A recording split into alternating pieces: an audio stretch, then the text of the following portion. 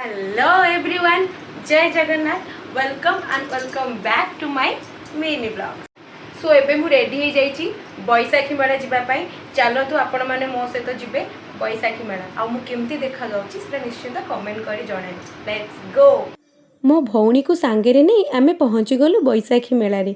बहुत डेरी हो जाइथिबारु स्वामी सी दुहे दौड़िलु भितर को काले स्टल बंद हो जिबा भୟରେ। भितर को एंट्री करू करू मो स्वामी को नजर पड़िला मांडिया अटा उपरे, किंतु मो आखि थिला से कॉटन बेडसीट पाखरे। स्वामी को कही बेडसीट चारोटी किणी पूरे देली बैग रे।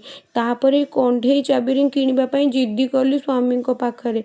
स्वामी फेरिला बेलू किणई देबे कही मते ठकी देले रे।